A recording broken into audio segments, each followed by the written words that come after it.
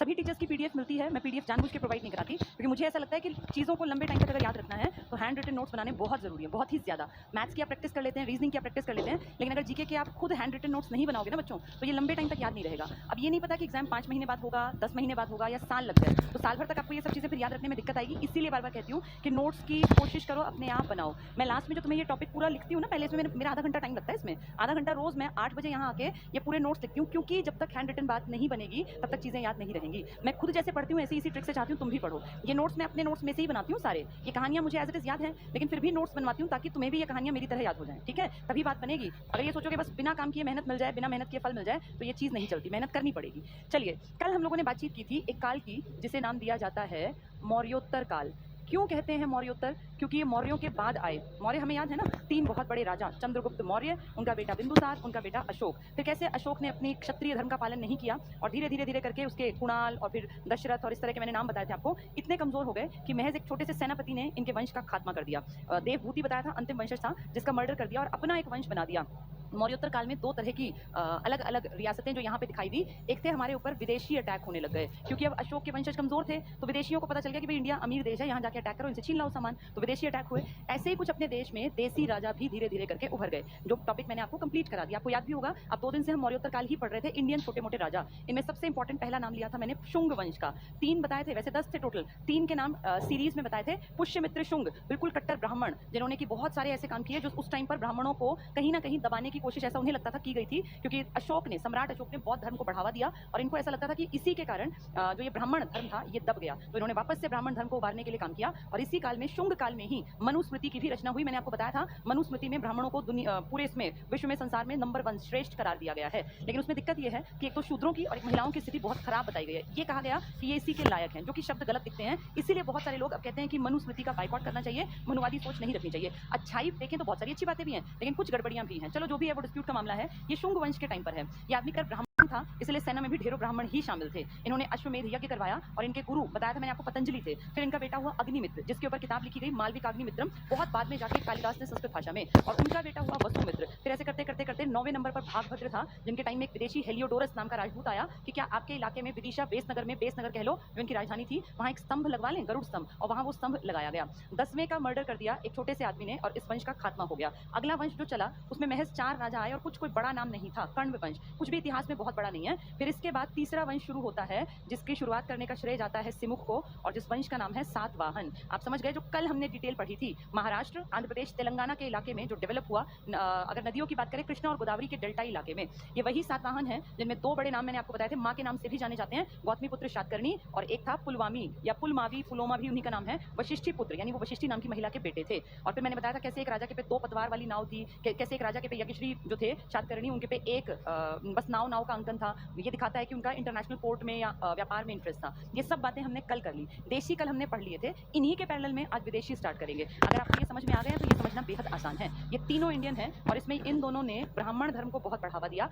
इन्होंने ब्राह्मण धर्म को ज्यादा बढ़ावा दिया, लेकिन फिर मैंने अपवाद के स्वरूप बताया था कि कैसे सांची के स्तूप की बाहर की लकड़ी जब गल गई, दीमक लग गई, खराब हो गई, तो कैसे पुष्यमित्र शुंग ने वहां काष्ठ वेदिका को हटा के पत्थर की वेदिका बनवाई थी, कैसे उसने भरहुत स्तूप का निर्माण करवाया था। इन बातों को पढ़कर लगता है कि शायद इतना भी कट्टर नहीं था जितना कि उसकी पर्सनालिटी को दिखाया गया है। सिमुक जिसने स्टार्टिंग की सातवाहन वंश की, ये भी ब्राह्मण थे। इन्होंने ब्राह्मण और बौद्ध दोनों को जमीनें दान में दी थी। और मैंने एक अभिलेख बताया था, नाना घाट अभिलेख, चट्टान पर एक रानी थी नयनिका, शातकर्णी फर्स्ट की वाइफ थी वो, अमीय वंश की। उन्होंने लिखवाया कि कैसे कैसे हम लोगों ने अपने हस्बैंड के लिए, दक्षिणाधिपति की, दक्षिण के अधिपति राजा, पश्चिम अधिपति यानी पश्चिम के राजा, तो अपने हस्बैंड के लिए लिखवाती हैं कि हम लोगों ने इनको बौद्धों को भूमि दान दी। तो भूमि दान का पहला लिखित साक्ष्य है नाना घाट अभिलेख। ये पेपर में आता है बहुत बार और लोगों को पता ही नहीं चलता। ये महाराष्ट्र का जो पश्चिमी घाट है ना, उसकी पहाड़ियों में है ये अभिलेख। तो पूना के लगभग 100 किलोमीटर दूरी पर पड़ता है। ये इस वंश का है। इसी में एक राजा बताया था मैंने आपको, पुलमावी भी लिखते हैं, पुलोमा भी लिखते हैं, वशिष्ठी पुत्र पुलमावी भी लिखते हैं उसी को। उसने साउथ को और बढ़ाया था, साउथ की तरफ अपनी टेरिटरी को। आंध्र भोज था, आंध्र सम्राट था, आंध्र राजा था, जिसने राजधानी प्रतिष्ठान या पैठन बनाई थी। इनकी राजधानी मैंने आपको श्रीकाकुलम भी बताई थी, फेमस है पैठन या प्रतिष्ठान, बहुत आती है सातवाहनों की राजधानी तो प्रतिष्ठान या पैठन। ये सब इंडियन है, कोई बाहर से नहीं आया। आज जिनको पढ़ेंगे वो सब बाहर से आए हैं। और इंडिया पे अटैक करके कुछ यहाँ से कुछ टाइम में भाग गए, कुछ लोगों को हमने खुद भगाया, इंडियन राजाओं ने ही। तो जिनको आज पढ़ने जा रहे हैं वो विदेशी राजा हैं, जिनमें पहले वंश की अगर मैं बात करूँ हैं तो कई सारे, लेकिन मेन वंश पढ़ेंगे तो ये है हिंद यवन, ये सबसे पहले। इन्हीं को आप कहते हैं इंडो ग्रीक, हिंद मतलब इंडिया और ग्रीक मतलब यूनान। तो हिंद यवन जो है इंडो ग्रीक शासक हैं। इसके बाद यहाँ पर आए थे शक, इसके सब विदेशी, फिर आए पहलव, जिनका ज्यादा इंपॉर्टेंट इतिहास नहीं है, जैसे हमारे कण्व का नहीं था।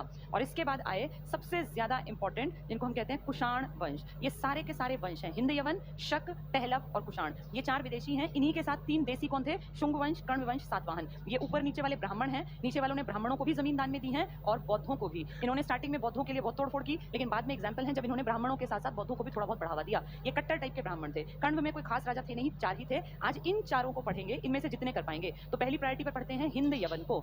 मौर्योत्तर काल में क्योंकि इंडिया में कोई ताकतवर राजा नहीं था, धीरे धीरे धीरे करके इंडिया की तरफ विदेशी आक्रमण होने लगे। इंडिया में आज तक जितने भी आक्रमण हुए ना, वो हमेशा एक ही डायरेक्शन से हुए हैं, और वो डायरेक्शन हमारी पड़ती है अफगानिस्तान पाकिस्तान वाली। क्योंकि इंडिया के अगर आप ऊपर देखें तो हिमालय है, वहां तो लड़ाई हो नहीं सकती, वहां से कौन अटैक करने आएगा। अगर आप पूरा कवर करो कश्मीर से लेकर चाइना तक का जो ये लाइन है बाउंड्री वाली, ये पूरी तो इतने ऊंचे पहाड़ है कि वहां से सेना लेके आना संभव ही नहीं है। नीचे की तरफ देखें तो पानी इतना है, पानी में कैसे अटैक करने आएंगे। तो सबसे आसान तरीका है इंडिया के उस हिस्से से एंट्री लेना जहां से ये नदियां और बड़ा अच्छा इलाका है।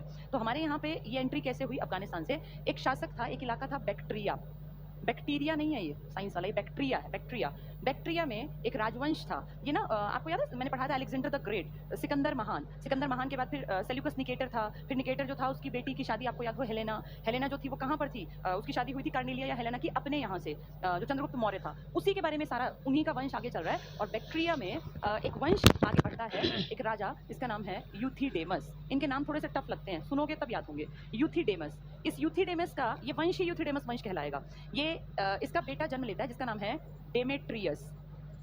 डेमेट्रियस, तो ये बाप बेटा है, ये पुत्र है और ये पिता। यूथिडेमस बैक्टीरिया का राजा है, अपने एरिया टेरिटरी बढ़ाने के लिए भागता फिर रहा है इधर उधर। तो अपने यहाँ पर इसका बेटा आता है डेमेट्रियस। अब डेमेट्रियस जब यहाँ आता है ना तो सीधे इंडिया नहीं, उस टाइम पाकिस्तान भी इंडिया ही था। ये डेमेट्रियस यहाँ आता है और यहाँ आके जो पाकिस्तान का पंजाब है ना, उस टाइम वो भारत का पंजाब था, ये अपना इलाका बसा लेता है यहाँ पर अपना, और राजधानी बना लेता है शाकल को। शाकल ही साकल है, और आज अगर कहूँ तो ये सियालकोट है। सियालकोट कहाँ पड़ता है, ये पाकिस्तान के पंजाब में, तब तो भारत ही कहलाता था। ये राजधानी बना लेता है, यानी पाकिस्तान की टेरिटरी में आके एक विदेशी बस गया, बैक्टीरिया के राजा का बेटा, बैक्टीरिया के राजा का नाम यूथिडेमस, उसका बेटा डेमेट्रियस, और आके अपनी छोटी सी टेरिटरी में रहने लग गया। तो रहने लग गया तो कोई दिक्कत नहीं, 1 पीढ़ी 2 पीढ़ी 3 पीढ़ी बीतती गई, यहीं रहते गए। इसके बाद क्योंकि यहाँ कोई ताकतवर राजा बचा नहीं था ना इंडिया का, तब खाली पड़ा था। तब ये था कि कहीं बहुत 100 किलोमीटर पर जाके 100 150 200 लोग हैं, फिर आगे कुछ नहीं, खाली, तो कोई कहीं भी रह सकता था, डर नहीं था। आके किसी को भी मारो पीटो छोटे मोटे इलाके में और फिर वहाँ के राजा बन जाओ। लेकिन राजा बन के कमाई के साधन बनाना बड़ा मुश्किल था, क्योंकि जब जनसंख्या नहीं होगी तो टैक्स कौन देगा, टैक्स नहीं होगा तो कमाई कहाँ से होगी, कमाई नहीं होगी तो सेना कहाँ से बनेगी। इसीलिए ये इलाके बहुत ज्यादा बढ़ नहीं पा रहे थे। बहुत लेटर स्टेज में बढ़ते बढ़ते इनके कोई फिर बेटा बेटा, फिर अगली पीढ़ी पीढ़ी पीढ़ी, एक ऐसे ही लड़का यहाँ पे जन्म लेता है जिसका नाम है मिनांडर, इनके कुल में। तो बैक्टीरिया का है ये, हिंद यवन है ये, हिंद यवन। तो इंडिया में रह के बस गए ना, और है इनका बेस यूनानी, तो इसलिए नाम पड़ गया हिंद यवन। तो ये बैक्टीरिया के शासक ऐसे करते करते बहुत पीढ़ियों बाद एक आता है मिनांडर, इसी को मिलिंद कहते हैं। तो मिलिंद जो है, इसको बच्चा बसाया ये इलाका मिलता है, ये और आगे बढ़ने की कोशिश करता है, और इसीलिए इसकी लड़ाई होती है शुंग वंश के राजाओं के साथ। शुंग वही देसी राजा जो मैंने बताया कि कट्टर ब्राह्मण था, सारी सेना में अपने ब्राह्मण ही ब्राह्मण जिसने भर लिए थे, उनके साथ, उनके वंश के राजा के साथ इसकी लड़ाई होती है। फिर बाद में इसकी बातचीत होती है बहुत समझदार आदमी के साथ जिसका नाम है नागसेन। ये नागसेन जो है ना, ये बौद्ध धर्म में बहुत बड़ा भिक्षु है, ये ज्ञान बांटता है। तो नागसेन के साथ जब मिनांडर की बातचीत होती है, तो मिनांडर जो बातचीत पूछता है, कहता है तुम मुझे उपदेश दे रहे हो कि मैं ये अटैक ना करूं, लड़ाई झगड़े ना करूं, अपने क्षत्रिय धर्म का पालन ना करूं, तो ऐसा क्यों ना करूं मैं। तो फिर मिनांडर के सारे क्वेश्चंस का आंसर करता है नागसेन, और धीरे धीरे करके नागसेन जो है सारी बातों में मिनांडर को दबा लेता है। मिनांडर जितने क्वेश्चन पूछता है उनके बहुत बेहतरीन आंसर देता है नागसेन, क्योंकि बौद्ध भिक्षु है। और फाइनली इनके क्वेश्चन आंसर्स राउंड जब खत्म होता है तो नागसेन से इंप्रेस होकर मिनांडर कहता है मैं भी बौद्ध धर्म का ही अनुयायी बनूंगा। और मिनांडर, जिसके कि पूर्वज देखो कैसे कहां से उठ के आए और कहां बस गए थे, राजा बन गए थे, वो फाइनली कहता है कि मैं भी बौद्ध धर्म को ही आगे बढ़ाऊंगा। तो कैसे एक विदेशी को भी बौद्ध धर्म की तरफ खींच कर ले आया एक बहुत बड़ा बौद्ध भिक्षु जिसका नाम क्या है, नागसेन। ये क्वेश्चन आएगा बाद में। नागसेन ने एक किताब लिखी किसी, जो ये बता रही हूँ ना बातें, इन सबके ऊपर, और किताब का नाम दे दिया मिलिंद पनोह। नाम देखो, मिलिंद पनोह। मिलिंद पनोह पाली भाषा में लिखी गई है, और आप अच्छी तरह जानते हो कि महावीर स्वामी की भाषा है प्राकृत और महात्मा बुद्ध की भाषा है पाली। ये पाली प्राकृत एक ही टाइम पर लगभग डेवलप हो रही थी, लेकिन फिर भी अलग अलग थी। तो अगर पूछे एग्जाम में, जैन की भाषा तो प्राकृत है और बौद्ध की भाषा पाली, तो महात्मा बुद्ध का ही तो भिक्षु है ये। इसीलिए ये जो नॉलेज दे रहा है, जो किताब लिखी जाएगी मिलिंद पनोह। मिलिंद मतलब मिलांडर और पनोह मतलब क्वेश्चंस, यानी मिनांडर के क्वेश्चंस और किसके आंसर, नागसेन के। मिनांडर के क्वेश्चंस को ही लिखा गया है मिलिंद पनोह। ये बुक का नाम है, बहुत बार एग्जाम में आती है। किसने लिखी है, नागसेन ने। और कौन सी भाषा में, पाली भाषा में। तो महात्मा बुद्ध के जितने लेक्चर, जितनी शिक्षाएं थी, वो किस भाषा में थी, वो पाली भाषा में। ठीक है, तो देखो ये बहुत थोड़ा टफ सा पड़ता है टॉपिक। जब पहली बार सुनते हैं तो मुझे ध्यान ध्यान है, मुझे ही लगा था पता नहीं क्या बकवास है, कैसे याद होगा, लेकिन ये समझना पड़ता है। तो हमारे दिमाग में ये बात बैठनी चाहिए कि जब हमारे यहाँ मौर्य लोगों का अंत हुआ तो विदेशी बैक्ट्रिया के शासक थे यूथिडेमस, ये वहाँ से भाग आए, इनको भगा दिया। तो बैक्ट्रिया के राजा उस टाइम के छोटे मोटे वहाँ से उठ के अपने यहाँ पाकिस्तान के पंजाब के इलाके में आ गए, अपनी राजधानी बनाई। फिर उनका बेटा हुआ डेमेट्रियस और यूथिडेमस, इसीलिए इसका नाम है यूथिडेमस वंश। ये हिंद यवन है, हिंद यूनानी है। और यहाँ पे फिर इनकी पीढ़ी दर पीढ़ी बीतती गई। बाद में कभी इनके परिवार में एक लड़का जन्मा जिसका नाम है मिनांडर की लड़ाई होती है शुंग वंश वालों के साथ, और शुंग वंश वालों के साथ लड़ाई, फिर बौद्ध भिक्षु नागसेन उसको दीक्षा देता है, और नागसेन ने उन्हीं के ऊपर एक किताब लिखी है मिलिंद पन्हो, यानी मिलिंद के क्वेश्चंस। कौन सी भाषा में? पाली में। ठीक है, चलिए इस तरफ का टॉपिक हमारा मेन पूरा हुआ। इसी के साथ एक दो बातें और बता दूं जो एग्जाम में आती हैं। इसी वंश में एक लड़का और जन्मेगा, एक राजा जिसका नाम है स्ट्रेटो सेकंड, बहुत बहुत इंपॉर्टेंट। इसी वंश में, सब इसी वंश के हैं। स्ट्रेटो सेकंड, यानी कोई फर्स्ट पहले रहा होगा। ये वो राजा है जिसके टाइम में इंडिया में कांच के सिक्के चले थे। पेपर में आता है बहुत ज़्यादा बार, भारत में कांच के सिक्के किस राजा के टाइम में चले थे? तो भारत में कांच के सिक्के स्ट्रेटो सेकंड के टाइम में चले। बैक्ट्रिया के राजा यूथिडेमस वंश का है ये। यूथिडेमस वंश के ना 4 नाम मैंने आपको बताए, एक तो यूथिडेमस, एक डेमेट्रियस, एक बताया मिनांडर, और एक बताया स्ट्रेबो। यूथिडेमस तो मेन आदमी है, डेमेट्रियस उसका बेटा है, राजधानी इनकी है सियालकोट या शाकल या साकल। इसके बाद इसी वंश में मिनांडर हुआ, जिसकी लड़ाई हुई शुंग वंश के राजाओं के साथ, जिसने नागसेन की बात मान के कौन सी किताब उसके ऊपर लिखी गई है? मिलिंद पन्हो। और कौन सा धर्म अपना लिया? बौद्ध धर्म। उसका गुरु कौन हुआ? नागसेन। और फिर इसी वंश में स्ट्रेटो सेकंड है जिसके टाइम में कांच के या शीशे के सिक्के चले हैं। ये 4 नाम याद रखना, यूथिडेमस वंश के हैं। ये हिंद यवन है, विदेशी, हमसे कोई लेना देना नहीं है, लेकिन इंडिया में सिक्के चला रहे हैं, यहाँ अटैक करके राजधानी बना ली हमारे एरिया में। दूसरी तरफ ऐसा ही एक वंश और इनके बाद आता है। जब ये सब धीरे धीरे इनका चैप्टर क्लोज हुआ, फिर वहीं हिंद यवनों का, जैसे जब ये सब चल रहे थे ना, उस टाइम पर जो राजा था उसकी अगली पीढ़ी बदली, तो अगला वंश बदला। उस टाइम पर एक और दूसरा जो अपने यहाँ आता है उसका नाम है यूक्रेटाइडीज। मुझे पता है नाम बहुत अजीब लगते हैं स्टार्टिंग में सुनने में, फिर भी सुन लो, फिर याद रह जाएंगे, लिखोगे कभी कभी पढ़ोगे याद आएगा। तो यूथिडेमस, डेमेट्रियस, मिनांडर, स्ट्रेटो, ये एक वंश के हैं। दूसरी तरफ आ जाएं, यूक्रेटाइडीज नाम का एक वंश है। इस वंश का राजा उतना इंपॉर्टेंट नहीं है, लेकिन इस वंश का एक राज्यपाल मान लो, इनका एक गवर्नर टाइप है, जिसका नाम आपको पहले ही पता है, हेलियोडोरस। ये वही हेलियोडोरस है जो शुंग काल के 9वें राजा भागभद्र के दरबार में आएगा और उससे परमिशन लेगा कि क्या हम विदिशा में, जो आपकी राजधानी है वेस नगर में एक गरुड़ स्तंभ लगवा लें। और आप अच्छी तरह जानते हैं शुंग वंश कट्टर ब्राह्मण है, तो वो तो विष्णु भगवान की पूजा करते होंगे ना। वो जो गरुड़ स्तंभ है, मैंने आपको ड्रॉ करके पहले भी दिखाया था, ये यहाँ गरुड़ पक्षी है ना, गरुड़। और गरुड़ किसका पक्षी है? विष्णु भगवान का। विष्णु अगर कहें हिंदू धर्म में तो 3 सबसे बड़े भगवान ब्रह्मा, विष्णु, महेश ही तो हैं। तो यहाँ पे विष्णु के लिए इस धर्म को, हिंदू धर्म कह लो या ब्राह्मण धर्म को बढ़ावा देने के लिए उसने कहीं ना कहीं प्लीज किया राजा को। कौन से राजा को? भागभद्र। ये बाद में आए हैं। ये जब आए हैं ना तो इन्होंने राजधानी बना ली है तक्षशिला, इनकी राजधानी। तो यूक्रेटाइडीज की राजधानी क्या है? तक्षशिला। आप अच्छी तरह जानते हो तक्षशिला यूनिवर्सिटी थी जहां चाणक्य टीचर थे पुराने टाइम में, तो ये वही यूनिवर्सिटी है। ये लेटेस्ट स्टेज की बात हो रही है, वो सब बीत चुका, अब अगली बात हो रही है, अगली पीढ़ियों की। तो 2 चीज हमें समझनी है, हिंद यवन विदेशी हैं, बैक्ट्रिया में इनका राजपाट चलता है, पहले वहां से भागकर इंडिया की तरफ आता है यूथिडेमस, जिसके नाम पे वंश चल पड़ता है, उसका बेटा होता है डेमेट्रियस।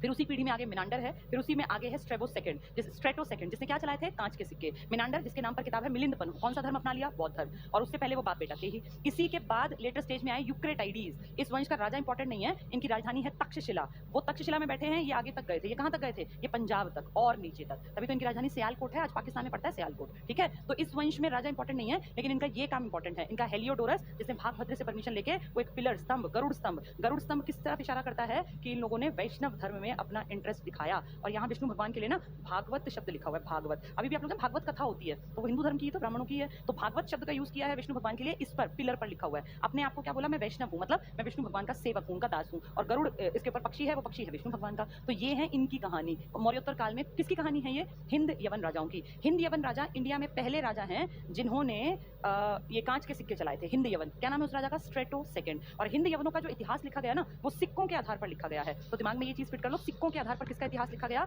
हिंद यवन राजाओं का। हिंद यवन के कितने वंश थे? 2, यूथिडेमस और यूक्रेटाइडीज। यूथिडेमस में ही स्ट्रेटो सेकंड था जिसने कांच के सिक्के चलाए थे। ठीक है, चलिए ये हमारा हिंद यवन का टॉपिक, इंपॉर्टेंट टॉपिक पूरा हुआ। तो हिंद यवन के बाद कौन आते हैं हमारे यहाँ? शक, विदेशी हैं ये। इनके ऊपर ये रहते थे कहीं बाहर, ईरान इराक के इलाके के आसपास। ये सब जितने भाग के आए ना, सब ईरान इराक यूनान यहीं से भाग के आए। इंडिया इतना उपजाऊ था, भाग के यहाँ आ जाते, कहीं भी रहने लगते, दुनिया भर की नदियां थी, कहीं रह लो, पेट भरना बेहद आसान। ये शक थे बर्बर, आदमी को, जिंदा आदमी को मतलब फाड़ के खा जाए, इस टाइप की जनजाति, खाना बदोश थे। आज यहाँ कल वहाँ, परसों पता नहीं कहा। हिंद यवन का एक पॉइंट रह गया, मुझे याद आया। हिंद यवनों ने पहली बार इंडिया में सोने के सिक्के चलाए थे, गोल्ड कॉइन्स। पेपर में आता है भारत में पहली बार सोने के सिक्के किसने इंट्रोड्यूस किए? हिंद यवन ने। कांच के सिक्के किसने चलाए? स्ट्रेटो सेकंड, वो भी हिंद यवन था। और सोने के पहली बार जो सिक्के चले वो भी हिंद यवन। लेकिन ये हिंद यवन ना थोड़े से कहीं ना कहीं जगह जगह बदलने वाले टाइप के आदमी है ये। स्थायी प्रॉपर ऐसे नहीं कि मैं यहाँ का राजा हूँ तो मैं रहूंगा, कोई आएगा तो तुरंत भाग जाएंगे इस टाइप के। इनकी जमीन थोड़ी है ये, तो इसलिए इनके सिक्के परमानेंट ऐसे नहीं कि चलते ही रहे, इंट्रोड्यूस कर दिए लेकिन यहाँ जमे नहीं थे वो सिक्के, बस आ गए थे। तो पहली बार सोने का सिक्का किसने चलाया इंडिया में? हिंदी यवन ने। कांच का सिक्का हिंदी यवन ने, हिंदी यवन वाला स्ट्रेटो सेकंड था कांच के सिक्के वाला। अब शक है अपना एरिया छोड़ के क्यों भागे, इनके ऊपर एक ने अटैक कर दिया। एक कबीला था यूची कबीला, ये बहुत नरसंहार टाइप करने वाले लोग थे। ये आए और जैसे इन्होंने अटैक किया तो शक जो कि खुद भी खाना बदोश थे, भागने वाले, वो भाग गए वहां से, रातों रात भाग गए और भाग के आ गए इंडिया के आसपास। और इंडिया में आने के बाद इनकी 5 शाखाएं बन गई, 5 अलग अलग टुकड़ों में ये बट गए इंडिया आके। एक हिस्सा इनका रह गया, तब इंडिया का मतलब अफगानिस्तान तक था, एक हिस्सा इनका रह गया अफगानिस्तान में, पहली एक शाखा। 2 शाखा इनकी आई और उत्तरी भारत में बस गई जो उत्तरी क्षत्रप कहलाई, और 2 आके पश्चिमी भारत में बस गई, गुजरात के आसपास, मालवा के आसपास, ये पश्चिमी क्षत्रप कहलाई। यानी टोटल कितनी ब्रांचेस बनी इनकी? 5, एक अफगानिस्तान में, 2 उत्तरी भारत में और 2 बनी इनकी पश्चिमी भारत में। अब ये कैसे कैसे हैं देखना, जो उत्तरी क्षत्रप है ना, उत्तरी वाला, ये 2 हिस्सों में बट गया, ऐसे ही पश्चिमी भी 2 हिस्सों में बट गया। जो उत्तरी देख रहे हो एक तक्षशिला यानी पाकिस्तान के आसपास रह गए, तक्षशिला भाग के आए, जहां जगह मिलेगी वहीं रह जाएंगे। दूसरे आ गए मथुरा तक, एक इनके आ गए मालवा तक पश्चिमी वाले, और एक आ गए नासिक तक। यानी 4 इलाकों में आके अपने आराम से बैठ गए, क्योंकि यहाँ पे खूब बढ़िया धन धान्य था, भरा पड़ा था, अमीर देश था भारत, कोई आओ कोई बसो, किसी को फर्क नहीं पड़ता था। वैसे भी कोई प्रतापी राजा है नहीं, चुटपुट राजा है जिनको कोई फर्क नहीं पड़ता कौन आ रहा है, कौन बैठ रहा है, कौन खा रहा है। धीरे धीरे यहाँ पहले आके बस जगह देखते थे, फिर बस गए, कोई आएगा मारेगा पीटेगा तो भाग जाएंगे, कोई कुछ नहीं कहेगा तो यहीं अपनी बसावट कर लेंगे। तो ऐसे करके 5 में से 4 शाखाएं इंडिया के अंदर घुस गई, एक अफगानिस्तान में रह गई। क्यों भाग के आए थे? क्योंकि इनके ऊपर यूची कबीला जो नरसंहार करता था, इसने अटैक कर दिया, तो उसके डर से भाग के अफगानिस्तान, अपने मथुरा, तक्षशिला, मालवा पड़ता है आपका गुजरात के पास का एरिया। जैसे अगर मैं इंडिया को ड्रॉ करूं तो ये आपका गुजरात है ना, इसके पास यहाँ एमपी का मेनली इलाका है, टच होता है गुजरात राजस्थान से भी, एमपी में पठार है ये। तो मालवा की एक शाखा बन गई, एक शाखा बन गई इनकी नासिक की। नासिक भी तो आप जानते हैं महाराष्ट्र का इलाका है, ये लगा लो, एक यहाँ है, दूसरी ब्रांच यहाँ है, और तीसरी ब्रांच इनकी मथुरा यूपी में, एक फिर तक्षशिला में। तो ये 4 ब्रांचेस, 5वीं ब्रांच अफगानिस्तान में ही रह गई। अब हुआ क्या देखना, तक्षशिला और मथुरा की जानकारी नहीं है, कुछ लिखित में ज्यादा नहीं है, बस इतनी इन्फॉर्मेशन है कि यहाँ शाखाएं बसी थी, लेकिन इनकी जानकारी है। कहते हैं मालवा के जो थे ना, ये कमजोर डरपोक थे स्टार्टिंग में, जैसे कोई भी किसी के घर में घुसेगा तो डर तो लगता ही है, तो ये अब इंडिया में घुसे, इनको भी डर है। कहते हैं मालवा के जो ये क्षत्रप के इलाके के लोग थे, जो शक थे, इनके ऊपर यही मालवा के एक देसी राजा था उस टाइम, कोई छोटा इलाके का राजा, जिसके नाम में विक्रमादित्य लगता है। अब विक्रमादित्य इंडिया में 14 हुए हैं, तो ये नहीं पता एक्जैक्टली कौन सा था विक्रमादित्य, इतिहास ये नहीं बताता, बस ये कहते हैं विक्रमादित्य नाम का एक स्थानीय राजा था। जब इसने देखा अच्छा मेरे यहाँ ये विदेशी आ गए, तो इसने उनके ऊपर अटैक कर दिया। अब वो विदेशी हैं, इतने को उनके हथियार भी नहीं है, राजा अपनी जगह बैठा है, अपनी जमीन में बैठा है, ये उनके ऊपर हावी रहा। विक्रमादित्य ने मालवा के शकों को भगा दिया यहाँ से, और ये बात मैं कर रही हूँ 57 बिफोर क्राइस्ट की,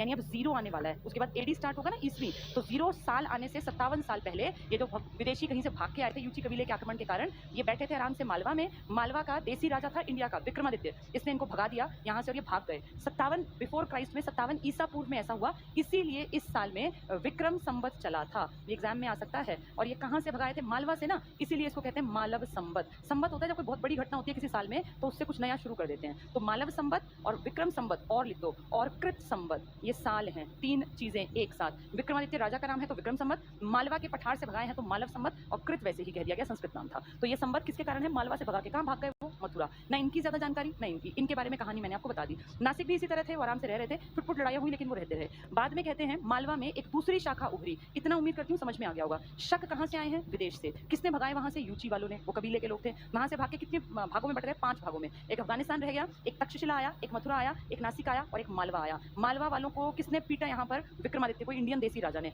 यहाँ से भाग के वो कहाँ चले गए? मथुरा चले गए। बहुत बाद में जाके मालवा में दोबारा से उभरे, कुछ चंद लोग रह गए होंगे तो दोबारा उभरे, उनमें एक राजा हुआ। यहाँ से आपको नोट्स नहीं बनाने, सिर्फ कहानियां, सब मैंने लिखा है नोट्स की फॉर्म में, अपने आप लिखा है, मैं लास्ट में स्लाइड्स दिखा दूंगी। तो मालवा से जब ये भाग गए ना, तो मालवा से फिर दोबारा एक छोटी सी ब्रांच उभरी मालवा में ही शकों की, और वहां एक ताकतवर राजा हुआ जिसका नाम है रुद्रदामन। बहुत बहुत इंपॉर्टेंट हिस्ट्री के पॉइंट ऑफ व्यू से, ये रुद्रदामन इंडिया में पहला राजा है जिसने संस्कृत में अभिलेख लिख पाया, चट्टान पे संस्कृत भाषा लिख पाई। अब तक भाषाएं पाली, प्राकृत और ये सब पढ़ी थी, संस्कृत का पहला अभिलेख है, रुद्रदामन ने लिखवाया है। गुजरात के जूनागढ़ में है ये, जूनागढ़ अभिलेख, इसी को गिरनार अभिलेख भी कहते हैं। बहुत बहुत इंपॉर्टेंट है, ये बहुत ज्यादा बार एग्जाम में देखा गया है। तो जूनागढ़ अभिलेख या गिरनार अभिलेख रुद्रदामन नाम के राजा का है। ऐसे चट्टान लिखी हुई है पूरी संस्कृत भाषा में है, पहली बात। तो इंडिया में संस्कृत का पहला अभिलेख किसने लिखवाया? रुद्रदामन ने। कौन है रुद्रदामन? शक शाखा का है ये, मालवा की शक शाखा का। तो ये मान लो गुजरात के आसपास एक्टिव है। ये खास बात सुनना, ये चंपू शैली में है। ये चंपू शैली क्या होती है? जब कोई चीज गद्य में भी हो और पद्य में भी हो। आपने 8वीं 9वीं में गद्य पद्य खूब पढ़े हुए हैं। पद्य होती है कविता और गद्य होता है चैप्टर, लेसन। तो अगर कोई चीज कविता के फॉर्म में भी हो और फिर उसको लेसन के फॉर्म में भी लिखा जाए तो उसे कहते हैं चंपू शैली। तो संस्कृत की पहली चट्टान है ये, लिखित में गद्य भी है और पद्य भी है, चंपू शैली में है। ये कहाँ पर है? जूनागढ़ में। इसलिए नाम क्या पड़ा? जूनागढ़ अभिलेख। किसने लिखवाया? रुद्रदामन ने। तो ये बड़ा राजा था, प्रतापी राजा था, संस्कृत बहुत तेज दिमाग, इसको उस टाइम पे मैथ्स, रीजनिंग, साइंस, लिटरेचर हर चीज की समझ थी, तभी देखो इसने ऐसा कुछ करवाया। इसके अलावा इसने अपनी चट्टान पर एक और बहुत इंपॉर्टेंट पॉइंट है जो एग्जाम में बहुत आता है, एक झील हुआ करती थी जिसका नाम था सुदर्शन झील। इसको ध्यान से समझना, ये एग्जाम में बहुत परेशान करेगी। सुदर्शन झील एक बहुत बड़ी झील है, ये गुजरात के काठियावाड़ इलाके में पड़ती है। यहाँ मान लो सुदर्शन झील, इस झील की इंपॉर्टेंस क्या है? इतिहास के 4 बहुत बड़े लोगों ने इस झील के लिए काम किया। इसमें 4 बड़े लोगों में सबसे पहला नाम है चंद्रगुप्त मौर्य का। तो इंडिया के पहले राजा ने ये झील बनवाई थी। इंडिया का पहला राजा यही तो था, इससे पहले तो इंडिया नाम की जगह ही नहीं थी। इसने इंडिया को एक बनाया था, चाणक्य का सपना था अखंड भारत का, जिसको पूरा किया उनके शिष्य ने, जिसका नाम था चंद्रगुप्त मौर्य। तो इसने काठियावाड़ का जो इलाका है ना गुजरात का, यहाँ एक झील बनवा दी। इस झील का नाम है सुदर्शन झील। दूसरा, इसका पोता था जिसका नाम था अशोक, जिसका हृदय परिवर्तन हुआ था, चट्टानें लिखवाई थी जिसने, दारा प्रथम की देखा देखी। अशोक ने देखा दादाजी की बनाई झील में दिक्कत है, यहाँ बांध होना चाहिए ताकि पानी को रोक सके और फिर उसको अपनी मर्जी से यूज कर सके। तो अशोक ने अपने दादा की बनाई झील में बांध बनवा दिया। धीरे धीरे बांध खराब हो गया, राजा आए, लड़ाई झगड़े, बांध खराब होता चला गया। तीसरा जो मैंने अभी नाम लिखा है रुद्रदामन, इसने देखा कि भाई ये बांध तो खराब हो गया, इसने उस बांध का पुनर्निर्माण करवाया, दोबारा से उसके ऊपर काम करवाया रुद्रदामन ने। फिर कुछ साल बीते तो फिर खराब हो गया। फिर चौथे नंबर पर एक गुप्त शासक आएगा जिसका नाम है स्कंदगुप्त। इसने लास्ट इस झील का जीर्णोद्धार करवाया। जीर्ण मतलब खत्म बराबर, बुढ़ापे को कहते हैं जीर्ण अवस्था, जब शरीर काम ना करे, 90 साल 100 साल की उम्र। तो इसने स्कंदगुप्त ने उस बांध का जीर्णोद्धार करवाया। अब ध्यान से सुनो, झील का निर्माण मौर्य ने करवाया, उस पे बांध का निर्माण पोते अशोक ने करवाया, फिर वो खराब हो गई। बांध का पुनर्निर्माण रुद्रदामन ने, जिसने जूनागढ़ अभिलेख भी लिखवाया है, जिसने संस्कृत का पहला अभिलेख जूनागढ़ में लिखवाया। गिरनार का अभिलेख भी यही है। ये शकों का बड़ा राजा था, सबसे प्रतापी था। ये मालवा की शाखा का था, यानी पश्चिमी क्षत्रप का, ये उत्तरी क्षत्रप का था। इसके बाद स्कंदगुप्त का, उत्तरी का नहीं सॉरी पश्चिमी का, क्योंकि मालवा है ना वही, उत्तरी में तो तक्षशिला और मथुरा आएंगे। तो स्कंदगुप्त लास्ट है जिसने जीर्णोद्धार करवाया। ये सारी बातें हमें याद रखनी है और ये बातें याद नहीं रहेंगी जब तक इनको अपने हाथ से नोट्स की फॉर्म में नहीं लिख लोगे। ये बहुत ज्यादा कंफ्यूजन क्रिएट करने वाली चीजें हैं जितनी बताई हैं, लगभग लोगों को ये नहीं आती। बहुत कम लोग हैं जिनको ये क्लैरिटी हो कि किसने क्या काम किया है, शकों की कौन सी शाखा से कौन उठा था। ठीक है, चलिए अब हम लोग इन सब चीजों को एक बार प्रॉपर तरीके से पढ़ लेते हैं। ऐसे तुम्हें नोट्स बनाने हैं, जब तक सुनाया वो कहानियां थी। लास्ट के 10-15 मिनट जो पढ़ा रही हूँ ना, ये नोट्स हैं, यहीं से नोट्स बनाना। जब तुम सुन लोगे ना, शाम के टाइम बैठ के दोबारा नोट्स बनाओ, तो लास्ट के 10-15 मिनट के नोट्स बनाने होते हैं, बस पूरी क्लास के नोट्स नहीं बनाने होते। मौर्योत्तर काल में विदेशी कौन आए? पहले इंडो क्रीक मैंने आपको बताया 2 वंश थे। फिर कैसे कैसे उन्होंने कांच के सिक्के चलाए और हिंदी उन्होंने सोने के सिक्के चलाए, पर प्रॉपर नहीं चलाए, प्रॉपर चलेंगे कुषाणों के टाइम में। फिर आए शक जो कि भाग के आए हैं, यूची कबीले ने अटैक कर दिया, इनका था यूची कबीला, तो आपस में वहां लड़े होंगे, यहाँ भाग आए। आज हमने ये दोनों पढ़े हैं, इन्हीं को आगे बढ़ाते हैं। हिंद यवन 2 वंश हैं इंडो ग्रीक के। पहला है यूथिडेमस, ये सबसे पहले आया। यूथिडेमस पिता का नाम है, बेटा कौन है? डेमेट्रियस, ये बेटे का नाम है। इसकी राजधानी क्या है? शाकल या सियालकोट, जो कहाँ पड़ती है? आज पाकिस्तान के पंजाब में। तो बाप बेटा राजधानी, तीनों इंपॉर्टेंट पॉइंट। बहुत बाद में आया यूक्रेटाइडीज नाम का आदमी, उसका वंश है। ये यूथिडेमस है, ये यूक्रेटाइडीज वंश का है। इस वंश का राजा है एंटियालकीड्स इंपॉर्टेंट नहीं है, लेकिन उसका राजदूत इंपॉर्टेंट है। इनकी राजधानी क्या है? तक्षशिला, ये भी पाकिस्तान में है, ये भी पाकिस्तान में। तक्षशिला ऊपर पड़ेगा और ये जो सियालकोट है ये नीचे पड़ेगा। तो पहले ये वहीं रहते थे, बाद में ये भाग आए थे नीचे की तरफ, तो ये पंजाब साइड में आ गए और ये तक्षशिला में आ गया। ठीक है, दोनों इंपॉर्टेंट है, दोनों का इलाका अलग अलग है। अगला यूथिडेमस, जो कि इंपॉर्टेंट है, जिसमें कि मिनांडर हुआ, स्ट्रेटो सेकंड हुआ। मिनांडर बड़ा राजा, नागसेन बौद्ध भिक्षु था, नागसेन ने इसको दीक्षा दी है, इसने धर्म बदल लिया अपना। मिलिंद पन्हो, मिलिंद मतलब मिनांडर, पन्हो मतलब क्वेश्चन, तो किताब लिखी है मिलिंद पन्हो। किसने लिखी है? नागसेन ने। कौन सी भाषा में है? पाली भाषा में, ये इंपॉर्टेंट पॉइंट है, पाली भाषा में। मिनांडर के सिक्के कहाँ मिले? भड़ौज पड़ता है गुजरात में, तो गुजरात में सिक्के मिले। सोचो राजा कहाँ का है? मिनांडर का इलाका कौन सा है? सियालकोट, पाकिस्तान, और सिक्के कहाँ मिल रहे हैं? गुजरात। तो ये देखो कि बहुत बड़ा राजा तो ये नहीं था। इतनी दूर सिक्के मिलने का मतलब उस टाइम पर भी व्यापार होता था। ये विदेशी है, हिंद यवन है, लेकिन इसके सिक्के मिले हैं इंडिया के गुजरात में, यानी ये बड़ा राजा। तभी इतिहास में नाम लिखा, वरना नाम कहाँ लिखा जाता। तो मिनांडर के सिक्के कहाँ मिले? भड़ौज में, बहुत इंपॉर्टेंट है, ये पूछ लेंगे। भड़ौज में किसके सिक्के मिले हैं? मिनांडर के। मिनांडर के लिए किताब कौन सी लिखी गई है? मिलिंद पन्हो। किस भाषा में? पाली में। नागसेन कौन था? बौद्ध भिक्षु। तो मिनांडर ने दीक्षा किससे ली? नागसेन से। ये नोट्स ऐसे ही बनाना जैसे मैंने लिखा है सामने। स्ट्रेटो सेकंड, बहुत इंपॉर्टेंट, स्ट्रेटो सेकंड, इसने कांच के सिक्के चलाए। एग्जाम में आ जाएगा, शीशे के सिक्के किसने चलाए, तो आपको टिक करना है, कांच के सिक्के, शीशे के सिक्के। मिनांडर के बाद आया है स्ट्रेटो सेकंड, किस वंश में है? यूथिडेमस का बेटा डेमेट्रियस, बहुत बाद में मिनांडर, और उसके बाद स्ट्रेटो सेकंड। मिनांडर की किताब याद रखना, मिलिंद पन्हो, लिखी उसने नहीं है, नागसेन ने लिखी, पाली भाषा में, उसके क्वेश्चंस, और फिर स्ट्रेटो सेकंड। तो 4 नाम है। इधर आ जाए, यूक्रेटाइडीज था वंश में, इसका एक राजदूत है हेलियोडोरस। ये किसके काल में आया? शुंग काल में। टोटल 10 राजा थे ना, वो ब्राह्मण कट्टर वाले, तो इसमें भागभद्र नाम का एक राजा था, ये रहा भागभद्र, इसके टाइम में आया। शुंग वंश के 9वां शासक था। टोटल 10 ही हुए हैं। हमें कैसे पता? पुराणों में इसकी जानकारी है। पुराण बताया था मैंने आपको, पुराणों में ही ये पूरे माइथोलॉजिकल 7 वाहन सबकी जानकारी पुराणों में है। ये विदिशा में, विदिशा इनकी राजधानी है, वेसनगर, यहाँ पे गरुड़ स्तंभ लगाया। गरुड़ भगवान विष्णु का है, तो ये दिखा रहा है कि देखो हम भी तुम्हारे भगवान विष्णु में अपनी आस्था रखते हैं। और विष्णु का नाम लिखा है भागवत, उस स्तंभ पे लिखवाया गया ना कि ऐसे ऐसे हम लगवा रहे हैं, तो उस पर भागवत नाम आया है। आज भी भागवत कथा बहुत लोग सुनने जाते हैं, हिंदू धर्म वाले। तो स्वयं का नाम क्या रखा इसने? हेलियोडोरस ने, कि मैं वासुदेव हूँ। वासुदेव कृष्ण, ये किसके अवतार हैं? विष्णु के। तो अपना नाम वासुदेव और भगवान विष्णु के लिए भागवत, और उनका पक्षी गरुड़ बनवा दिया। कहाँ बनवाया? उस टाइम के राजा भागभद्र की राजधानी विदिशा में, वेसनगर में। पैसा विदिशा में लगाया है इसने, बाहर वाले ने, लेकिन जो स्तंभ खड़ा हुआ है ये इंडिया के राजा शुंग वंश के भागभद्र के इलाके में। ठीक है, तो 2 अलग चीजें हैं, ये याद रखनी है आपको, दोनों आए एक ही इलाके से है। नेक्स्ट है सबसे पहले सोने की मुद्रा, बहुत इंपॉर्टेंट, सबसे पहले स्वर्ण मुद्रा इंडो ग्रीक ने चलाई, लेकिन ये मैंने बताया कि उतना बढ़िया स्थायी नहीं थे। इन्होंने चलाए सिक्के, लेकिन ऐसा बिल्कुल नहीं है कि आज है तो सदा चलेंगे, इनका भरोसा नहीं था। आज कोई अटैक करेगा भाग जाएंगे, खाना बदोश टाइप के तो थे सारे लोग। तो हिंद यमन ने पहले सबसे पहले स्वर्ण मुद्रा चलाई, लेकिन नियमित जो चलाई, भाई इस इलाके में चलेंगे, आंख बंद करके सिक्के इकट्ठे कर लो, इस राजा का राज का चलेगा सालों साल, इसकी पीढ़ियां राज करेंगे। तो नियमित जो सोने के सिक्के हैं वो कुषाण वंश ने, जो अभी कल पढ़ेंगे, इसने चलाया। ये पेपर में एक क्वेश्चन का आंसर एक शब्द से बदलेगा, जैसे था ना जैन धर्म का संस्थापक और वास्तविक संस्थापक अलग अलग हैं, ऐसे ही सोने के सिक्के इंट्रोड्यूस किए हैं हमारे यहाँ हिंद यमन ने। लेकिन उनकी प्रॉपर्टी का डर है, पता नहीं आज है कल कहाँ जाए। प्रॉपर तरीके से राजपाट जिसने चलाया, लंबे इंटरनेशनल लेवल तक जिसकी बाउंड्रीज फैली थी, वो थे कुषाण वंश वाले। तो इनके नियमित सिक्के हैं सोने के। हिंद यवनों का इतिहास बहुत इंपॉर्टेंट, सिक्कों पर आधारित है, यही पूछ लेंगे सिक्कों पर आधारित कौन से विदेशी अटैकर्स थे जिनका इतिहास लिखा गया सिक्कों पर। एग्जाम्पल दिया ना, कांच के सिक्के, सोने के सिक्के, ये सब सिक्के दिखाते हैं। तो किसका है ये? हिंद यवन का। इन्हीं को इंडो ग्रीक भी कह सकते हैं। पेपर में इंडो ग्रीक लिखे, हिंद यवन लिखे, उसका मतलब एक ही है। ये एक तरह से मान लो इंडियंस और जो यूनानी थे ना, इनका मिक्सचर है ब्रीड, तो इसलिए इसका नाम है हिंद यवन। कांच के सिक्के किसने चलाए हैं? स्ट्रेटो सेकंड ने। किस वंश का है? यूथिडेमस का। यूथिडेमस के 4 ही तो थे, खुद यूथिडेमस, डेमेट्रियस और मिनांडर, और चौथा था स्ट्रेटो। स्ट्रेटो के कांच के सिक्के, मिनांडर की बिलिंद पन्हो किताब, और ये बाप बेटा थे ही। इनकी राजधानी शाकल या सियालकोट, पंजाब, आज का पाकिस्तान वाला। और दूसरे वाले कौन थे जिनकी राजधानी क्या थी? उसमें हेलियोडोरस था, जिसने गरुड़ स्तंभ लगवाया, राजधानी उनकी थी तक्षशिला। ठीक है, चलिए इसके बाद कौन आए? शक। मैंने बताया भाग जाते थे, बहुत ये थे लोगों का संहार करने वाले, मार डालने वाले। जैसे ये ना खाना मतलब बर्बर थे, बर्बर होता है जिसको दया ना आए, कहीं जाके किसी का भी मर्डर करने टाइप की, पूरी पूरी जाति इस तरह की थी। शक। यूची कबीले का हमला हुआ, इन पे खुद भी हमला हुआ, जैसे ये थे ऐसे और लोग भी तो होंगे ना। तो यूची एक कबीला था जिसने इनके ऊपर अटैक किया, वहाँ से डर के भाग गए और कहाँ आ गए? भारत की तरफ। भारत तो खुला, इतना बढ़िया इलाका खुला पड़ा था, कोई आओ कोई रहो कोई खाओ, कोई फर्क ही नहीं पड़ता। इतना समृद्ध था, इतना अमीर था भारत कि यहाँ की अमीरी पे कोई असर नहीं पड़ता। ऐसे 10 कबीले आ गए, खा गए, तब भी हमारे ऊपर असर नहीं पड़ा। प्रॉब्लम तब आई जब अंग्रेजी राज आया, क्योंकि उन्होंने इतना ज्यादा लूट लिया यहाँ से सब कुछ कि कुछ छोड़ा ही नहीं, मिट्टी को बंजर बना गए। इंडिया की धरती सोना उगलती थी। इस तरह की तो कितनी जातियां आई हैं, कोई गिनती थोड़ी है। तो वो हैं जिनके बारे में लिखा मिल गया। कितने लोग तो आए, लूटा, यहाँ खा गए, बस गए, भाग गए, हमें पता ही नहीं है, उनके बारे में इतिहास बताता ही नहीं। लेकिन उससे भारत की समृद्धि पे कभी असर नहीं आया। तो 5 शाखाएं इनकी बनी। शक वालों की शाखाएं कितनी? 5। हिंद यवन के कितने वंश? 2। उनकी 2 राजधानियां क्या क्या थी? एक सियालकोट और एक तक्षशिला। इन 5 में से एक तो अफगानिस्तान ही रह गए थे, एक का हिस्सा अफगानिस्तान था, ये रहा। एक शाखा अफगानिस्तान, 2 शाखाएं उत्तर भारत में, क्या कहलाई? उत्तरी क्षत्रप। उत्तरी क्षत्रप जो कहाँ कहाँ बनी? मथुरा और तक्षशिला में। और 2 कहलाई पश्चिमी भारत में, पश्चिमी क्षत्रप। तो शकों का डिवीजन देखो, उत्तरी क्षत्रप, क्योंकि अफगानिस्तान वालों को हम नहीं गिन रहे, वो तो बाहर रह गए ना। एक उत्तरी क्षत्रप और एक पश्चिमी क्षत्रप। ध्यान से देखो, उत्तरी के 2 हिस्से तक्षशिला और मथुरा। अभी हम तक्षशिला किसकी पढ़ रहे थे? तक्षशिला राजधानी जो ये हिंद यवन थे। अब इनके बाद आए हैं शक। जब ये खत्म हो गए ना, लगभग कमजोर हो गए, तब शक आए। तो तक्षशिला, मथुरा, 2 अपनी ब्रांचेस बना ली। 2 ब्रांचेस पश्चिम में बनाई। मालवा का पठार आज एमपी गुजरात की बाउंड्री को टच करता है, एमपी विंध्याचल के आसपास, और नासिक महाराष्ट्र में। तो ये लगा लो, ये गुजरात महाराष्ट्र वाले इलाके के आसपास छोटे छोटे हैं, ज्यादा बड़े नहीं। और ये तक्षशिला और मथुरा, 4 शाखाएं ये, और एक अफगानिस्तान।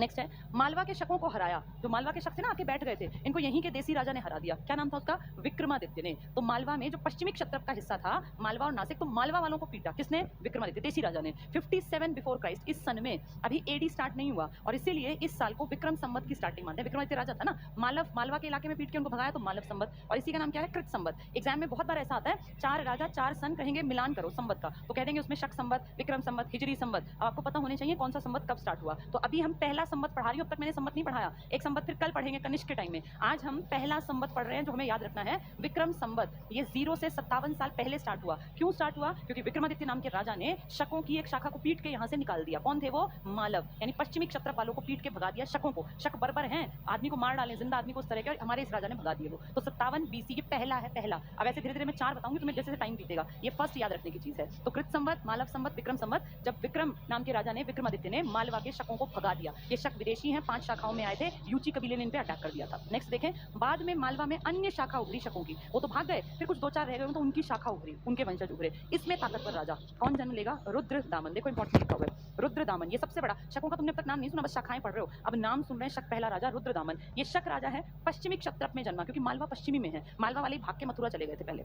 संस्कृत का पूरा ज्ञान था इसको, तर्क शक्ति, रीजनिंग उस टाइम पर, पॉलिटिक्स का ज्ञाता, और इतिहास में उन्हीं लोगों का नाम आता है जो ज्ञाता होते हैं, जिनको ज्ञान होता है। ये कहीं नहीं लिखा कि उस टाइम झाड़ू पोछा बर्तन कौन करता था, लेकिन ये हर जगह लिखा है कि ये ज्ञानी थे, इनकी नॉलेज का स्तर बहुत ज्यादा था। तो ऐसे लोग इतिहास रचते हैं जिनका ज्ञान ज्यादा होता है। जूनागढ़ अभिलेख है इनका, जूनागढ़ आपके पड़ेगा गुजरात में, इसी को गिरनार अभिलेख भी कहते हैं। बहुत बहुत इंपॉर्टेंट, ये वेरी इंपॉर्टेंट में याद करना। जूनागढ़ अभिलेख 150 ईस्वी, अब बीत गया सन, अब जीरो पे आ गया, 57 था ना, जीरो के बाद भी 150 साल बीत गए, आज जीरो के बाद 2020 साल बीत चुके हैं। हम बात कर रहे हैं जब जीरो के बाद सिर्फ 150 साल बीते थे, यानी आज से कितने हजार, लगभग 1900 कुछ साल पुरानी बात मैं कर रही हूँ आज से। तो ये लगा लो कि लगभग 2000 साल पहले जब 150 ईस्वी थी, जीरो के बाद कभी 150 साल आया होगा, तब एक चट्टान पर लिखा गया जूनागढ़ अभिलेख। इसी को गिरनार अभिलेख कहते हैं, गुजरात में है। इसकी भाषा इंपॉर्टेंट है संस्कृत। तो इंडिया में अभी तक संस्कृत में कोई अभिलेख नहीं था। मैंने आपको अशोक के अभिलेख पढ़ाए थे, खरोष्ठी में थे, ब्राह्मी में थे, अरमाइक में थे, ग्रीक में थे। अब तक हमने कभी संस्कृत का नाम नहीं सुना, पहली बार संस्कृत का अभिलेख सामने आया है। किसने लिखवाया है वो? जूनागढ़ में, गिरनार में। किसने? रुद्रदामन, जो शकों का राजा था, मालवा में जन्मा। तो संस्कृत भाषा का फर्स्ट अभिलेख है, ये इंपॉर्टेंट बात है। ऐसे ही क्वेश्चन पूछे जाते हैं। संस्कृत का पहला अभिलेख, भूमिदान का पहला अभिलेख कौन सा था? नाना घाट। वो कल पढ़ा था हमने सातवाहनों में। आज हम पढ़ रहे हैं संस्कृत का पहला। तो संस्कृत का पहला कौन सा है? संस्कृत भाषा का जूनागढ़ अभिलेख। ब्राह्मी लिपि में है। अभी आप पाली की बात कर रहे थे, नागसेन ने जो किताब लिखी थी मिलिंद पन्नों, किसमें थी? पाली में। अब आप बात करें ब्राह्मी लिपि की। चंपू शैली है, चंपू का मतलब गद्य भी और पद्य भी। तो एक चट्टान है जिसपे संस्कृत में लिखा गया है, कुछ गाने का लिखा गया, कुछ पढ़ने का लिखा गया। संस्कृत का चंपू शैली का गद्य प्लस पद्य। और कहाँ है ये? जूनागढ़, गुजरात में। वेरी वेरी इंपॉर्टेंट में इसको याद करना। जूनागढ़ अभिलेख में सुदर्शन झील का वर्णन है, बहुत इंपॉर्टेंट। कितने राजाओं ने काम किया? 4 तो नोन है जिन्होंने लिखवाया कि देखो मैंने किया। पहला चंद्रगुप्त मौर्य ने झील बनवाई, इंडिया का पहला राजा। उसका पोता अशोक, देखा दादा की झील में गड़बड़ है, बांध बनवाया। उसके बाद ये रुद्रदामन, शकों का राजा, इसने उसके ऊपर पुनर्निर्माण करवाया, दोबारा रिकंस्ट्रक्ट। और चौथा स्कंदगुप्त, गुप्तों का राजा, उसने जीर्णोद्धार करवाया। ये काठियावाड़ क्षेत्र गुजरात में पड़ती है। सुदर्शन झील बहुत इंपॉर्टेंट है। सुदर्शन झील, सुदर्शन झील को देखो, इतिहास ऐसे लिख लेना तब याद रहेगा, वरना नहीं याद रहेगा। सुदर्शन झील पे पहला काम किया है चंद्रगुप्त मौर्य ने। अब राजा थोड़ी जाएगा झील को खोदने के लिए, तो राजा ने जिसको ये काम सौंपा उसका नाम भी इंपॉर्टेंट है। चंद्रगुप्त मौर्य इंडिया का पहला राजा है। इसने अपने राज्यपाल को कह दिया वहां जाके ऐसे झील बनाओ ताकि लोगों को पानी की समस्या ना आए। गुजरात में पानी की समस्या थी, तो इसका राज्यपाल है पुष्पगुप्त वैश्य, इसने झील बनवाई। नौकरों का नाम नहीं आएगा कि मजदूर कौन थे, लेकिन किसके अंडर कंस्ट्रक्शन हुआ है? राजा ने अपने राज्यपाल को भेज दिया। क्या नाम है इसका? पुष्पगुप्त वैश्य। तो इसके अंडर झील बनी है। इसका पोता कौन है? अशोक। तो पहला चंद्रगुप्त मौर्य, दूसरा अशोक। दादा की झील में जब गड़बड़ियां हुई तो इसने भेजा तुषास्प को। उसने देखा झील पे क्या बना देना चाहिए? बांध। बांध चंद्रगुप्त मौर्य ने नहीं बनवाया, उसने झील बनवाई। फिर बेटे पोते ने देखा दादा की झील में गड़बड़ है तो बांध बनवा दिया। तो शास्प भी इंपॉर्टेंट है और यहाँ ये वैश्य भी इंपॉर्टेंट है। फिर तीसरा रुद्रदामन, कौन सा राजा है? ये शक। कौन से अभिलेख में लिखा है? ये जूनागढ़ अभिलेख में। कौन सी भाषा में है? संस्कृत भाषा में। कौन सी शैली में? चंपू शैली में। गद्य प्लस पद्य। गिरनार अभिलेख, संस्कृत का पहला अभिलेख। तो इसने लिखवाया कि मैंने जो पुरानी झील थी ना सुदर्शन, इसमें बांध का दोबारा निर्माण करवाया। बांध तो खराब हो जाएगा, गाद इकट्ठी हो गई, रेत इकट्ठा हो गया, खराब हो जाएगा। तो इसने सुविशाख नाम के आदमी को भेजा और क्या करवाया? पुनर्निर्माण। किसका पुनर्निर्माण? बांध का। तो पहले झील बनी, फिर बांध बना, फिर पुनर्निर्माण, फिर बिल्कुल खराब हो गया, फिर जीर्णोद्धार करवाया। जीर्णोद्धार दोबारा से काया पलटना। ठीक है। नेक्स्ट हुआ स्कंदगुप्त, ये गुप्त काल में आएगा, जो पढ़ेंगे 2-4 दिन बाद। गुप्त काल, उसमें राजा आएगा। इसने भेजा पर्णदत्त का बेटा था चक्रपालित। तो ये नाम इंपॉर्टेंट, चक्रपालित। चक्रपालित का काम एक ही है, पर्णदत्त के कई काम है, इसलिए पर्णदत्त का पुत्र कहलाता है ये। तो पर्णदत्त का पुत्र था चक्रपालित। इसने जीर्णोद्धार करवा दिया। जीर्ण होता है बिल्कुल खराब अवस्था, वापस से उभारना। इसने वापस नहीं उभारा, इसने तो बस दोबारा से रिकंस्ट्रक्ट कराया था। एक एग्जांपल देती हूँ। आपके मान लीजिए दादा ने घर बनाया, आपके पिताजी ने उसी घर में एक कमरा डाल दिया, तो ये रिकंस्ट्रक्शन या 1-2 कमरा तोड़ के रसोई बड़ी कर ली। लेकिन अगर आप घर बना रहे हैं, पूरा तोड़ रहे हैं, आप दोबारा बना रहे हैं, ये जीर्णोद्धार है, दोबारा से खड़ा करना। रिकंस्ट्रक्ट, थोड़ा बहुत टूट फूट ठीक करवा देना। बनाया किसने था? झील को किसने बनवाया था? अशोक के दादाजी ने। उसमें बांध किसने बनवाया? अशोक ने। उसका पुनर्निर्माण स्कंदगुप्त से पहले जो था रुद्रदामन, और फाइनल टच दिया है स्कंदगुप्त ने। तो इस झील के 4 नाम हैं, चारों का काम आपको याद रखना है। 4 आदमियों का नाम याद रखना है। पहला वैश्य है, फिर तुषास्प है, फिर सुविशाख है, फिर चक्रपालित है। ठीक है, ये बहुत इंपॉर्टेंट टॉपिक है जो मैंने पढ़ाया है। कुषाण वंश आज नहीं पढ़ाऊंगी, बहुत लंबा हो जाएगा, फिर वो सारा दिमाग में तुम्हारे में खिचड़ी पक जाएगी। तो आज हमने पढ़ लिया जो वो 2 वंश हमने आज पढ़ लिए। कौन कौन से? आज हमने पढ़ा पहला वंश हिंद यवन। हिंद यवन की कितनी शाखाएं पढ़ी? 2। एक यूथेडेमस थी और एक यूक्रेटाइडीज थी। यूक्रेटाइडीज वालों में कोई इंपॉर्टेंट नहीं है, लेकिन वो हेलियोडोरस का वो स्तंभ इंपॉर्टेंट है, जो शुंग वंश के 9वें राजा के टाइम पे लगाया। उनकी राजधानी क्या थी? तक्षशिला। इंपॉर्टेंट है। जो पहला वंश था, क्या नाम था इसका? यूथेडेमस। इसका बेटा कौन? डेमेट्रियस। उसके वंश में आया मिनांडर, जिसने मिलिंद पल्लव, जिसके ऊपर किताब लिखी है, नागसेन से बौद्ध धर्म की दीक्षा ली। उसी के वंश में आया स्ट्रेटो सेकंड, जिसने कांच के सिक्के जला दिए। राजधानी क्या थी इनकी? सियालकोट, पंजाब वाली। दूसरों की राजधानी क्या थी? तक्षशिला। इनका हेलियोडोरस इंपॉर्टेंट है, अपने आप को विष्णु भगवान का रूप बताने वाला, कि भाई भागवत नाम लिखवाया गरुड़ स्तंभ, वेसनगर में, विदिशा में। इनका इतिहास सिक्कों के आधार पर लिखा गया है। इंडिया में पहली बार सोने का सिक्का, इससे पहले हमने सोने का सिक्का नहीं देखा। ढेर देखे थे, ढेर थे हमारे पास, निष्क तुम्हें याद होगा, सोने के ढेर को कहा जाता है, लेकिन प्रॉपर सोने का सिक्का जो चलाया वो हिंद यवनों ने। इनकी प्रॉपर्टी का ऐसा ही था, आज हैं कल भाग जाएंगे, तो नियमित नहीं था। सिक्का देख लिया था, हमें पता चल गया सोने के सिक्के भी चल सकते हैं। इनका इतिहास कांच के, ये सिक्कों के आधार पर लिखा गया, कांच के इनके, सोने के इनके। इसके बाद आए शक, ये भाग के आए अपने इलाके को छोड़ के। ये जो हिंद यवन है बैक्टीरिया के थे, शक यूची कबीले से डर के भाग आए। कितनी ब्रांचेस में? 5 में। एक अफगानिस्तान रुक गई, एक मथुरा, तक्षशिला, एक अपनी मालवा के इलाके में, और एक नासिक। जो मथुरा और तक्षशिला है ये उत्तरी क्षेत्र हैं, जो मालवा और नासिक हैं ये पश्चिमी वाले। इन मालवा वालों को पीट के विक्रम नाम के छोटा सा राजा था स्थानीय, विक्रमादित्य, उसने भगा दिया। ये नासिक भाग गए। नासिक और तक्षशिला की जानकारी लिखित में नहीं है। बाद में मालवा में ही कभी जन्म लेता है रुद्रदामन, जो प्रतापी राजा है, जिसने पूरे एरिया पे अपनी धाक जमा के रखी और उसने ये सब लिखवाया एक चट्टान पर। संस्कृत की लिखी पहली चट्टान है गिरनार का अभिलेख, जूनागढ़ का अभिलेख। उसमें चंपू शैली है, गद्य प्लस पद्य, ठीक है। इसके बाद फिर और इसमें कोई बड़ा राजा नहीं हुआ। उसी चट्टान पे से लिखवाया कि मैंने सुदर्शन झील का ये पुनर्निर्माण करवाया। सुदर्शन झील के 4 बड़े आदमी, चंद्रगुप्त मौर्य, अशोक और अपना ये जिसकी बात कर रहे हैं रुद्रदामन, और फिर आएगा स्कंदगुप्त। तो आज हमने इतना इतिहास पढ़ लिया। इनको ढंग से 1-2 बार सुनना, ये एक दिन में याद होने की चीज़ नहीं है। 2-4 बार सुनना वीडियो को, अपने हाथ से जो लास्ट की स्लाइड्स हैं 5-7 इनको लिख लेना नोट्स में, हेडिंग डाल के मौर्योत्तर, तब ये चीज़ें याद होंगी, ठीक है। कल एक इसी के अगले पार्ट में कुषाण वंश को पढ़ेंगे जो बहुत बहुत बहुत ज़्यादा इंपॉर्टेंट है। इसके बाद मौर्योत्तर लगभग कंप्लीट हो जाएगा, फिर हम गुप्त काल को पढ़ेंगे और उसके बाद गुप्तोत्तर, और फिर इस सेशन का एंड होगा। ये सेशन मतलब एक पार्ट का। देखो बच्चों, पढ़ाई को ये मत मानो कि 1 महीने में या 3 महीने में हो जाएगी। ये स्टार्टिंग में आपको बताया गया, साल कम से कम मान के चलो लगेगा। जितनी चीज़ें पढ़ाई जा रही है ना डिटेल से, ये साल पकड़ेंगी। साल भर में जाके आपकी history, pol science, geography, economics, maths के सारे पार्ट्स या रीजनिंग है या जितने भी सब्जेक्ट्स हैं, ये सब पूरे होंगे। मेरे ख्याल 1 महीने से ज़्यादा से मैं पढ़ा रही हूँ और अब तक हिस्ट्री का एक पार्ट भी पूरा नहीं हुआ, क्योंकि हम डिटेल से समझते हुए आगे बढ़ेंगे। हमें को रेल थोड़ी पकड़नी है, क्या पता 6-8 महीने, 10 महीने कितना टाइम लगे एग्जाम में, लेकिन जब भी होगा तो हमारा नंबर आना चाहिए, ठीक है। चलिए इसी उम्मीद के साथ पढ़ते रहिए, पॉजिटिव रहिए, खुश रहिए। Thank you.